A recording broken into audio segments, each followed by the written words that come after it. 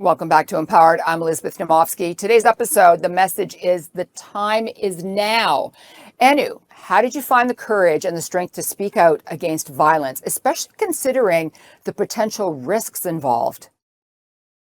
I mean, the worst had happened already. I was paralyzed. I took a year to recover. But the truth is, I truly do not know of another way to live.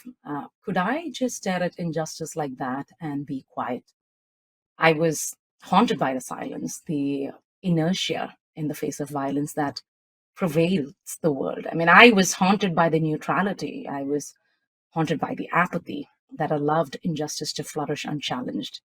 Because, truth be told, inaction in the face of injustice is a form of complicity, isn't it? It's a betrayal of our shared humanity, a failure to stand up for what is right. And to me, there is absolutely nothing more damning than indifference in the presence of injustice. And that pushed me to action. Like there was no way I was going to sit and watch this happen to others around me. So, it's difficult to carry on with this conversation because you've been through so much. But I know that you're going to inspire so many individuals out there. Can you describe some of the key strategies or initiatives that you've been involved in to combat violence in your community or even beyond? Yeah, one of the most significant impact I would think was part of my contribution was to determine the benefit of partnership in tackling this violence because this is a multi-billion-dollar business. Human trafficking benefits many, and there is less than $300 million to solve this problem. There is no way even the world's largest anti-human trafficking organization like International Justice Mission can get to this on our own. So we needed partnership because the bad guys were partnering with each other. They were they still are the most resourced, the most networked. They know how to band together when a problem comes. But I realized the same response was not coming from the community that needs to be responding to this. So I harnessed on the power of partnership almost a decade ago, actually, more than that, since 2011 is when I had the ability to launch the Google Intervention Program. And in partnership with grassroots organizations, what I discovered was that my 1 hour was translated into hundreds and then thousands of hours, meaning we had the ability to rescue tens of thousands of people month after month, year after year, therefore enabling the organization to move from rescue thousands, protect millions to almost rescuing 500 million by 2030 and beyond, and rescuing and protecting 500 million by 2030 and beyond. So I think that initiative, that strategy really pivoted the organization in a spectacular manner.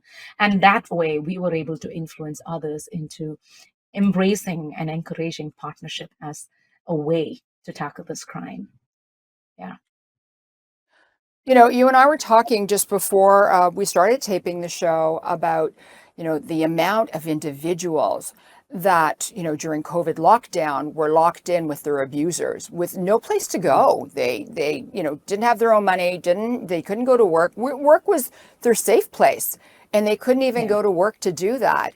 And that exacerbated the entire problem, not only for human trafficking, as you were saying, but also for scammers as well. People were being hurt big time during this.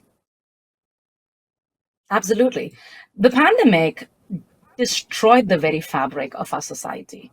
When we were safe behind locked doors, people were absolutely taking advantage of the safety that the locked doors offered. And we were the rise of online sexual exploitation of children in Philippines just in 2022. We discovered that 1 out of every 100 child was exploited. And the youngest child that we rescued from that situation was 2 months old.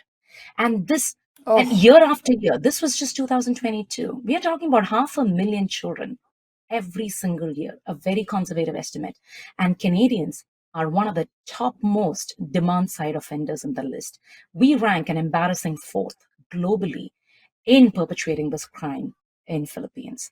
So that's just the tip of the iceberg if we talk about the kind of crimes that, the kind of violence that increased in the pandemic season.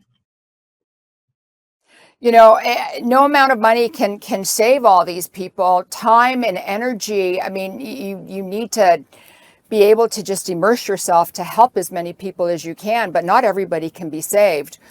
Please don't go away. We'll be right back with more of injustice and violence and how to help yourself.